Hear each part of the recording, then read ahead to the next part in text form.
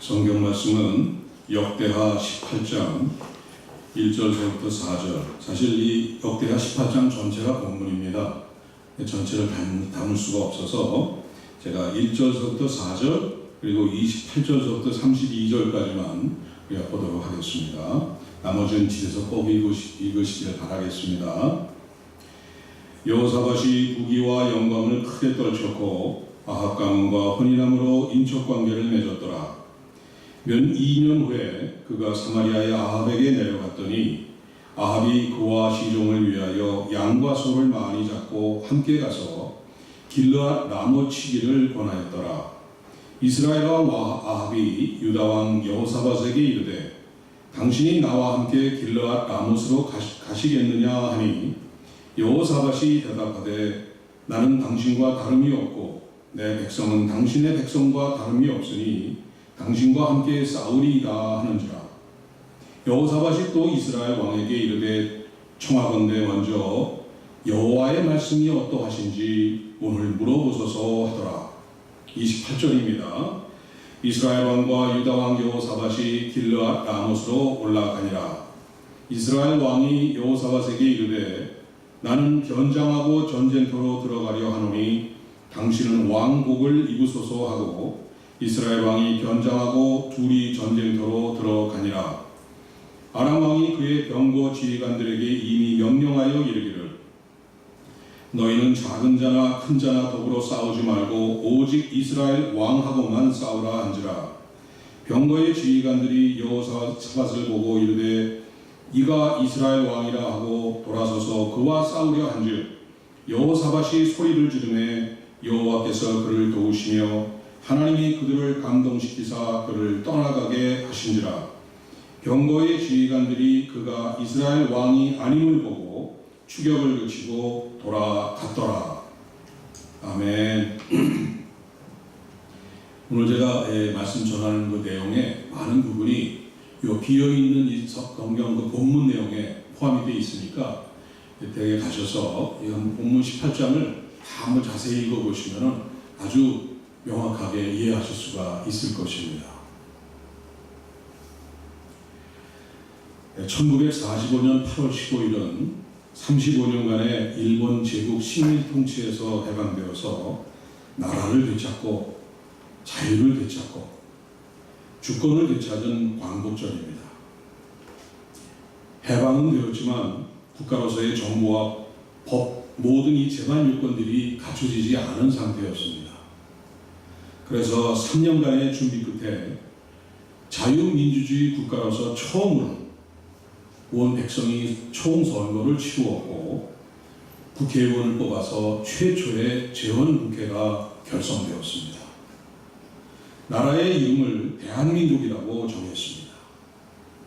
대한민국 헌법이 제정되고 정부가 조직이 되어서 드디어 1948년 8월 15일에 대한민국이라는 나라가 새롭게 탄생되었음을 전 세계의 나라에 통보한 것입니다. 나아가서 그해 10월 제3차 유엔 총회에서 대한민국이 한반도의 유일한 합법적 정부임을 국제적으로 유엔에서 인정받게 됩니다.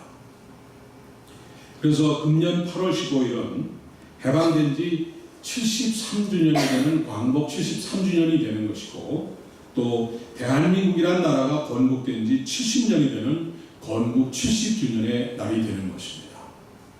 우리는 오늘 이 날을 기념하여서 하나님께 지금 감사의 예배를 드리고 있는 것입니다. 우리 한번 같이 하나님께 감사와 영광의 박수를 한번 올려드릴까요? 하나님 감사합니다. 한 국가의 헌법은 그 국가와 민족 공동체가 국민 최대 다수의 합의 위에서 만들어낸 그 나라의 근본과 뿌리와 성격 그리고 정체성 그리고 그 나라가 지향해서 나가고자 하는 방향 그것을 나타내는 것입니다. 그리고 그 헌법이 시작되는 전문은 헌법 전체를 함축한 한 문장으로 되어 있습니다. 제가 오늘 여러분에게 대한민국 헌법 전문을 소개해 드립니다. 유구한 역사와 전통에 빛나는 우리 대한국민은 3.1운동으로 건립된 대한민국 임시정부의 복통과 불의에 항거한 4.19 민주 이념을 계승하고 조국의 민주개혁과 평화적 통일의 사명에 입각하여 정의, 인도와 동포회로서 민족의 단결을 공고히 하고 모든 사회적 폐습과 불의를 타파하며 자율과 조화를 바탕으로 자유민주적 기본질서를 더욱 확고히 하여 정치, 경제, 사회, 문화의 모든 영역에 있어서 각인의 기회를 균등히 하고 능력을 최고도로 발휘하게 하며 자유와 권리에 따르는 책임과 의무를 완수하게 하여 안으로는 국민 생활의 균등한 향상을 기하고 밖으로는 항구적인 세계 평화와 인류 공영에 이바지함으로써 우리들과 우리들의 자손의 안전과 자유와 행복을 영원히 확보할 것을 다짐하면서 1948년 7월 12일에 제정되고 8차에 걸쳐 개정된 헌법을 이제 국회의 의결을 거쳐 국민투표에 의하여 개정한다. 이것이 대한민국 헌법 전문입니다. 짧은 한 문장 안에 함축된 뜻이 아름답기도 하고 하나의 시와 같이 느껴지는 전문이지만 1948년 7월 12일에 대한민국 헌법이 제정되고 나서 오늘까지 70년의 세월이 지나는 동안 정권이 바뀔 때마다 8번에 걸쳐서 헌법이 개정되어 오는 시련을 받아왔다는 것을 이렇게 보여주고 있습니다. 대한민국의 현 정부는 이 헌법을 다시 개정하기 위해서 많은 노력을 지금 기울이고 있습니다. 빠르게 이 변화하는 시대에 맞추어서 개정을 하는 것은 필요한 일입니다. 그런데 놀라운 것은 지금 현 정부에서 고치려고 하는 것이 헌법 전문뿐 아니라 학생들의 교과서에서조차 자유민주주의 국가라는 이 대한민국의 정체성 표현에서 앞에 나와 있는 자유라는 단어를 빼고 민주주의라는 단어만 사용하려고 지금 개정하려고 하고 있는 것입니다. 이 자유라는 단어 하나 제거하는 것이 무슨 큰일인가 이렇게 생각할 수도 있습니다. 그러나 자유라는 단어가 빠진다면 그것은 국가 정체성에 대해서 엄청난 변화를 뜻하는 것입니다. 간단히 말씀드리면 지금 북한도 조선민주주의인민공화국이 공식적인 국가의 명칭입니다. 그러면서 자신들이 스스로 민주주의 국가로 지금 자칭하고 있습니다. 대한민국에서 자유를 빼고 나면 북한과 똑같은 나라가 된다는 의미이기 때문에 자유라는 단어를 빼서는 안 되는 것입니다. 절대로 있을 수 없는 일입니다. 오늘 우리가 누리는 자유는 결코 거저 주어진 것이 아닙니다. 수많은 우리 선조들이 생명을 바쳐서 일본 제국주의와 싸워서 얻은 결과입니다. 그런 의미에서 8월 15일은 해방절이 아니라 광복절입니다. 광복이란 이 문자 그대로 빛을 회복했다는 뜻입니다. 나라와 민족의 빛을 되찾았다는 뜻입니다. 자유의 빛을 되찾았다는 것입니다. 가만 앉아서 거저 얻은 이런 자유가 아니라 적극적으로 싸워서 투쟁해서 쟁취해서 얻은 자유라는 것입니다. 일본 제국주의의 총칼 앞에서 목숨을 바쳐서 민족 정신을 지켜왔고 우리 말과 우리 글을 지켜왔습니다. 생명을 바쳐서 조국의 광복을 위해서 투쟁한 사람들이 있었기 때문에 오늘의 대한민국이 있을 수 있는 것입니다. 북한 공산주의 무신론자들이 6.25 전쟁으로 무자비하게 쳐들어왔을 때도 우리의 아버지들은 자유민주주의 국가 대한민국을 지키기 위해서 목숨을 아끼지 않고 던졌기 때문에 오늘 우리가 그 고귀한 자유를 누리고 있는 것입니다. 미국의 젊은 아버지들과 청년들 5만 명, 전 세계 16개국에서 찾아온 이 수많은 젊은이들이 이름도 들어보지 못한 나라, 지도에서도 찾기 어려운 나라, 이 대한민국이란 조그만 이 나라에 와서 그 목숨을 아끼지 않고 던진 이유는 이 자유라는 그 고귀한 가치를 지키기 위해서였던 것입니다. 전쟁 이후 오늘에 이르기까지 여러분이 몸소 체험하고 잘 아다시피 독재와 이 부정부패 정권, 이 폭력의 군사 정권을 거치는 동안 수많은 사람들이 또 다시 억울하고 원통하게 죽어갔습니다.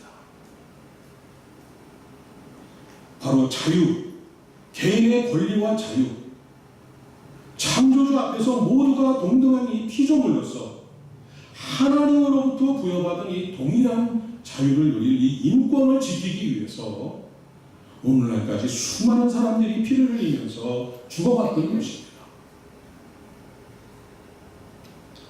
그런데 어떻게 얻은 자유이고 어떻게 지켜온 자유인데 어떻게 그렇게 쉽게 지워버릴 수가 있겠습니까?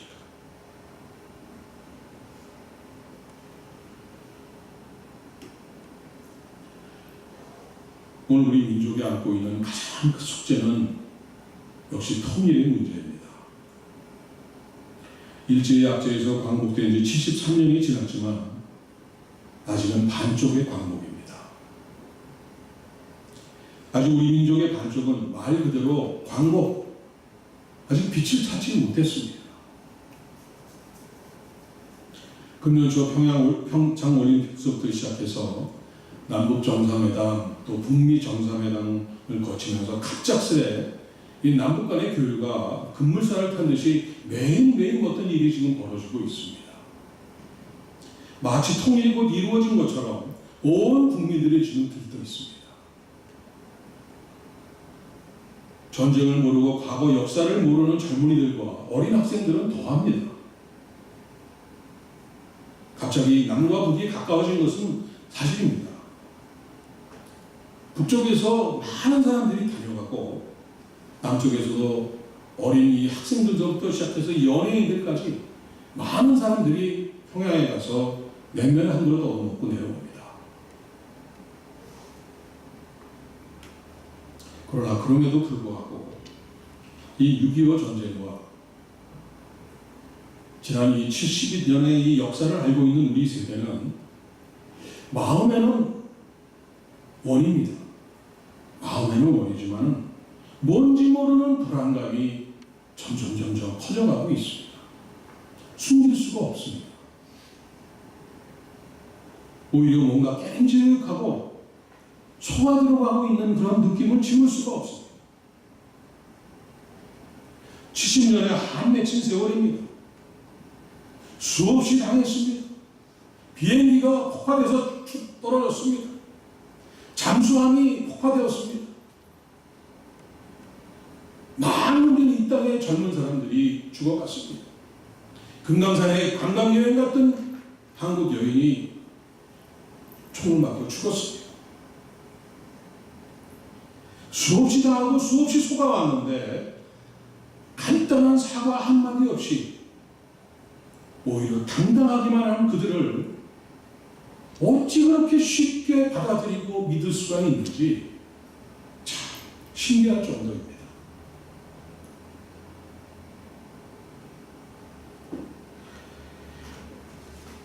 그러면 그 이유가 무엇이고 어떻게 하면 통일을 이룰 수 있는가를 오늘 본문에서 한번 같이 생각해 보고자 합니다. 본문에 나타나는 이 이스라엘의 상황은 오늘 우리 한반도의 정세와 너무나 흡사합니다. 솔로몬이 죽은 이후에 이스라엘은 이 남왕국 유다와 북왕국 이스라엘로 나누어집니다. 그리고 이 남과 북 사이에 서로 전쟁을 하기도 합니다. 본문 1절에 나오는 이 여호사밧은 남유다의 왕입니다. 유다는 잘 사는 나라였습니다. 본문 1절에 보니까 여호사밧이 부귀와 영광을 크게 떨쳤다고 나옵니다. 경제적으로 아주 넉넉한 나라였습니다. 그런데 북이스라엘은 못 사는 나라였습니다. 온 나라가 우상을 섬기니까 하나님께서 벌을 내리셨기 때문에. 그리고 이 북이스라엘 왕 아합은 전쟁을 아주 좋아하는 사람이었습니다. 본문 2절을 보니까 아합이 그와 시종을 위하여, 여기서 그라는 것은 지금 여호사밧 왕이 지금 찾아왔습니다.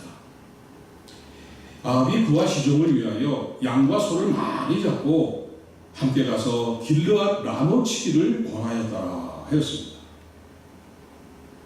아합 왕이 지금 여호사밧 왕에게 우리 같이 길르앗 라못에 가서 아람 군대와 지금 전쟁을 하자고 지금 제안하는 것입니다. 그것만이 아닙니다. 아합은 아주 악한 사람이었습니다. 나봇이라는 사람이 있었는데 왕궁 옆에 이 조상 대대로 이 포도원을 경작하는 사람이었습니다. 그런데 이 아합은 그 포도원을 사서 거기다가 밭을 만들려고 했습니다. 그런데 나봇이 포도원을 팔지 않겠다고 하자 결국 나봇에게 누명을 씌워서 죽여버리고 포도원을 자기 것으로 만들어버립니다. 아주 비슷하지 않습니까? 우선 이 남북이 갈라진 것이 똑같습니다. 서로 다른 나라를 등에 업고 전쟁을 한 것도 똑같습니다. 남쪽은 잘 살고 북쪽은 지도자를 우상으로 섬기느라고 못 사는 것도 비슷합니다. 북쪽 지도자가 전쟁을 좋아하는 것도 비슷하고 못된 것을 골라 하는 것도 아주 비슷합니다. 그런데 그것만 비슷한 것이 아닙니다. 이 남유다 왕 여호사밧은 먼저 북쪽에 화해의 손길을 내밀었습니다. 자기 아들과 아합의 딸과 이 결혼을 시킨 것입니다.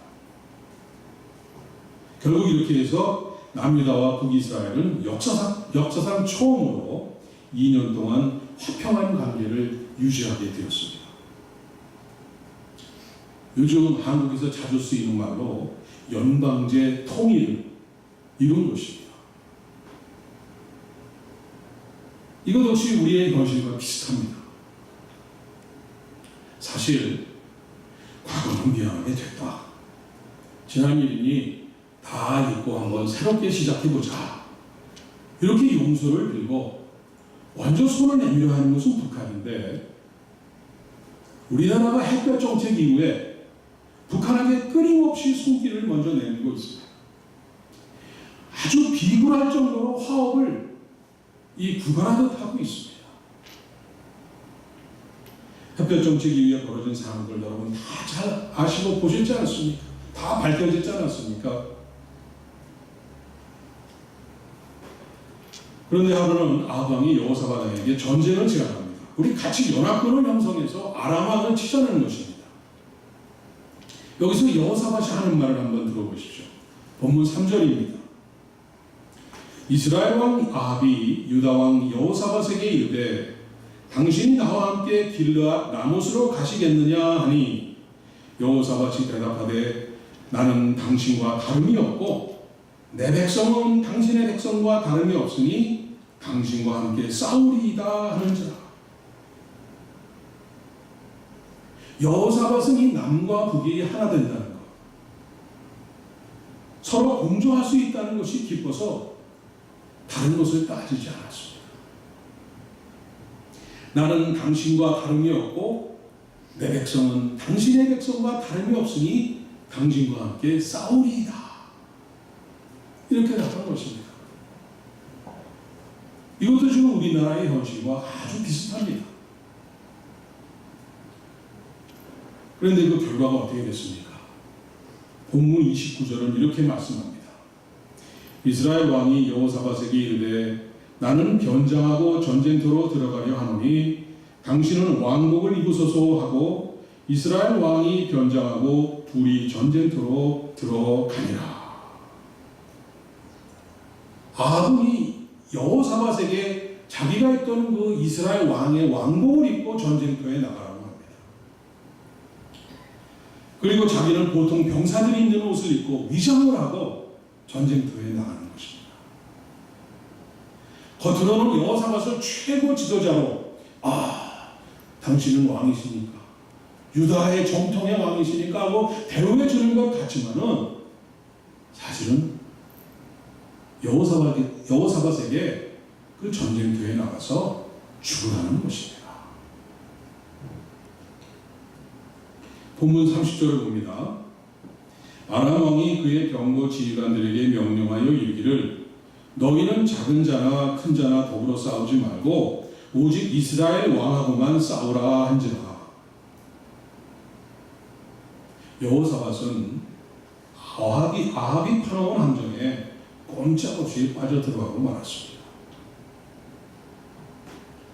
지금 한국이 북한과의 관계만 지금 최고 우선 과제로 삼고 있다 보니까 우리의 전통적인 동맹국들과의 관계, 미국, 일본, 또 심지어 중국, 러시아의 관계 모든 면에서 지금 어려움을 겪고 그들의 지금 포위되어 있는 상황하고 거의 흡사합니다.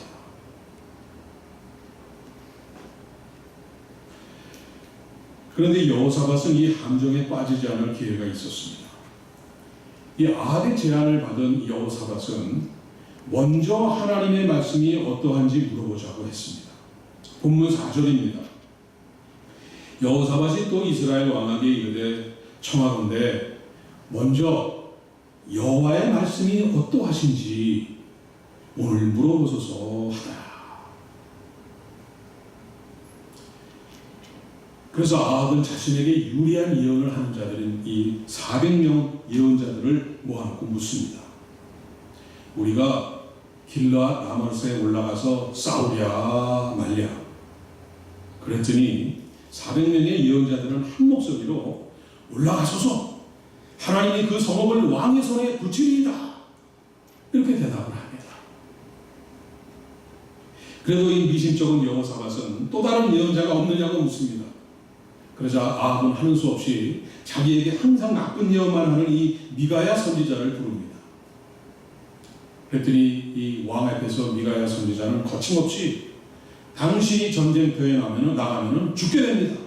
이렇게 예언을 합니다. 아합에게 예언한 것입니다. 그러자 아합은 미가야 선지자를 감옥에 가두고 전쟁터에 나갑니다. 안타까운 것은 여호사밧이 이 모습을 다 보고도 아무 말 없이 거부함 없이 아합을 따라 나가는 것입니다. 물론 여호사밧은 미가야 선지자의 예언이 하나님의 말씀인 것을 알았을 것입니다. 그런데 그는 하나님의 말씀을 묵살하고 말았습니다. 왜 그랬을까요? 두 가지 이유를 우리가 짐작해 볼 수 있습니다. 첫째는 전쟁터에 나가서 죽을 사람은 여호사밧 자기 자신이 아니라 아합이라고 이 미가야 선지자가 예언했기 때문입니다. 그래서 어차피 자기는 죽을 전쟁이 아니니까 나가도 괜찮을 것이라고 이렇게 생각한 것입니다. 두 번째 이유는 이 모처럼 찾아온 이 두 나라의 화평한 관계를 깨고 싶지 않았습니다. 자기 아들을 이 장가 보내면서까지 이루어오는 이 남북 공조를 정말 깨뜨리고 싶지 않았다는 것입니다. 그런데 그 결과가 어떻게 됐습니까?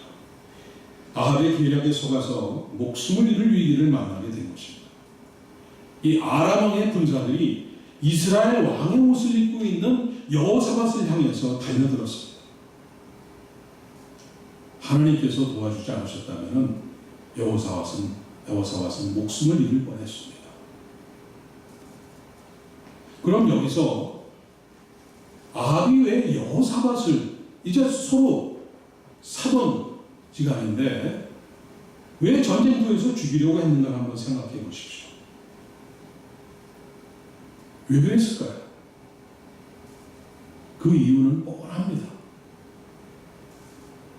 여호사밧이 죽고 없는 혼란에 빠진 남쪽 이 유다를 삼키려고 한 것입니다.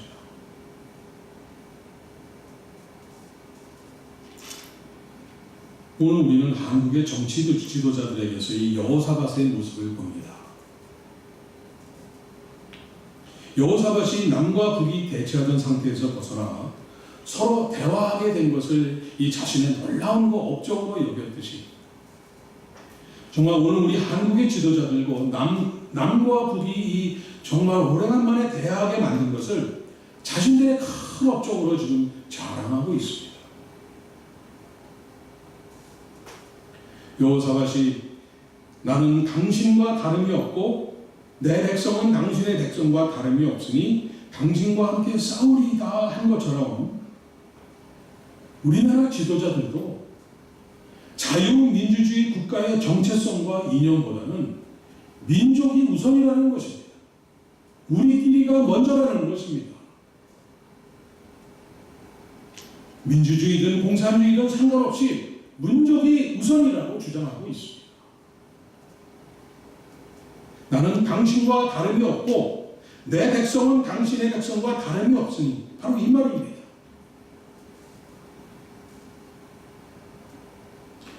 현 대통령의 안보특별보좌관이라는 분이 한미 동맹을 파괴하는 한이 있어도 남북의 평화는 지켜야 된다. 이렇게 여기저기 다니면서 주장하고 있습니다.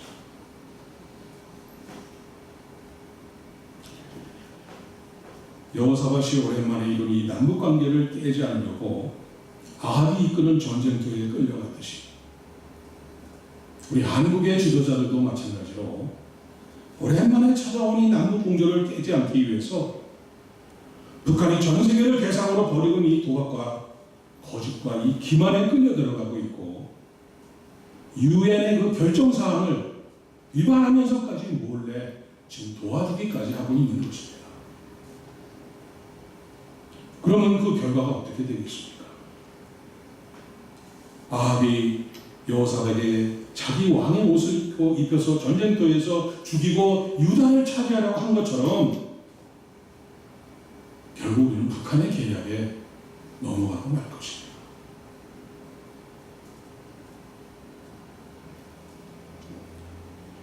북한에는 헌법보다 더 높은 권위를 가지고 있는 북한 조선노동당 규약에 이런 구절이 있습니다. 조선노동당의 당면 목적은 공화국 북반부에서 사회주의의 완전한 승리를 이룩하여 전국적 범위에서 민족 해방과 인민민주주의의 혁명 과업을 완수하는 데 있으며 최종 목적은 온 사회의 주체 사상화와 공산주의 사회를 건설하는 데 있다.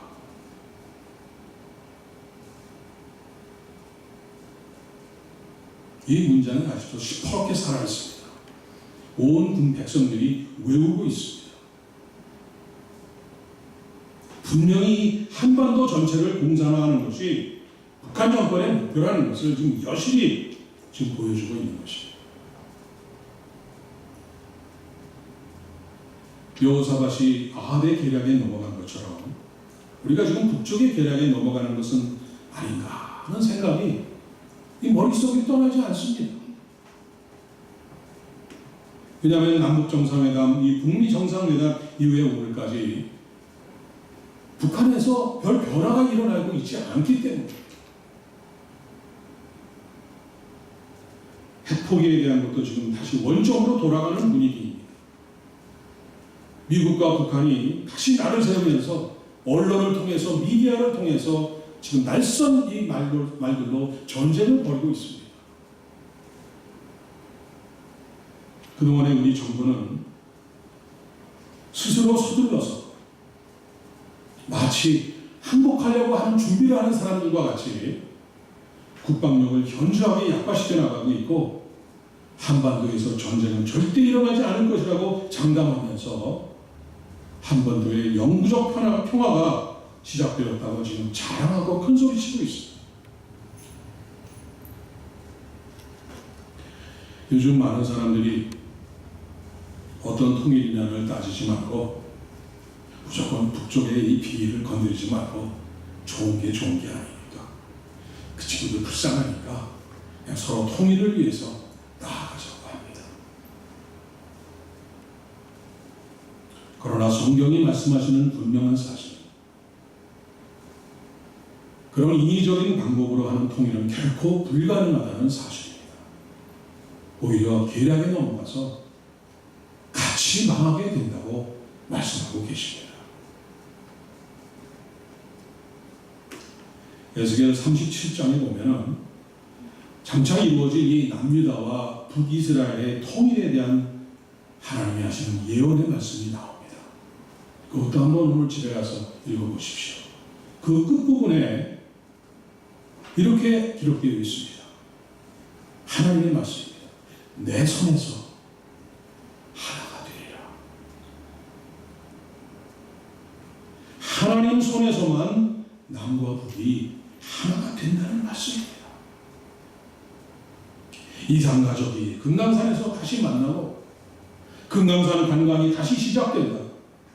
개성의 한국 기업들이 다시 들어간다고 남과 북이 서로 왕래한다고 해서 이미 통일이 다 된 것처럼 들뜨지 말아야 됩니다.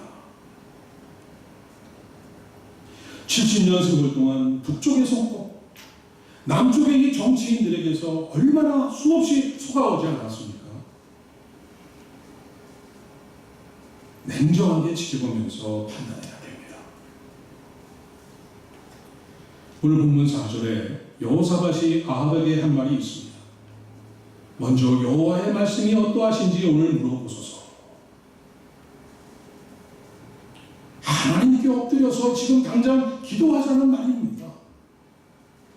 우리의 생각과 우리의 판단과 우리의 계산으로 결정하지 말고 엎드려서 하나님께서 뭐라고 하시는지 하나님께 기도하고 하나님의 말씀을 따르자는 것입니다. 역사를 주관하시는 하나님, 역사의 주인 되신 하나님, 나라를 세우기도 하시고 명하기도 하시는 하나님, 하나님의 손에서 남과 북이 하나 되게 도와주시옵소서. 이런 기도를 간절히 드리는 길이 유일하게 평화스럽게 통일을 이룰 수 있는 길입니다.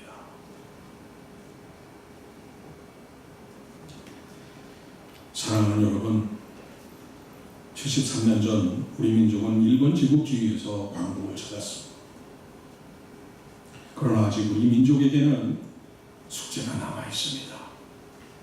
같은 피를 나는 우리 동포요, 같은 민족인 사랑하는 2,400만 북한 동포들이 압제에서 풀려나 자유를 찾을 때 진정한 광복이 이루어지는 것입니다. 이것은 인간의 계획이 아니라 하나님의 뜻으로만 이루어질 수 있습니다. 북한의 지하교회에서 숨어서 눈물로 기도하는 북한 동포들의 기도를 하나님께서는 지금 가슴 아파하시면서 듣고 계십니다. 강제 수용소에서 총살당하고 탈북하다가 죽고 오늘도 이름도 없이 죽어가는 그 수많은 북한 동포들을 하나님께서는 눈물을 흘리면서 보고 계십니다. 이제 하나님께서는 우리 남한의 백성, 잘 살고 잘 먹고 있는 남한의 백성들이 드리는 기도를 듣고 싶어 하시는 것입니다. 하나님 앞에 엎드려서 북한 동포들을 위해 간절하게 기도하는 우리의 눈물을 보실 때 하나님께서 우리 남북 백성의 손을 함께 잡아서 하나님의 손 안에서 하나 되게 해주실 것입니다.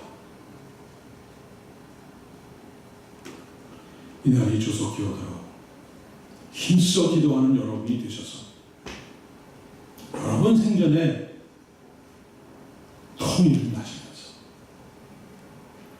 이본 목사님이 목회하시는 평양교회에 가서 힘차게 찬양을 같이 드리는 그런 온전한 광복절을 그 예배를 드리는 그러한 영광의 자리에 같이 참여하는 여러분이 되시길 주님의 이름으로 축원드립니다. 기도하겠습니다. 은혜와 평강의 아버지 하나님,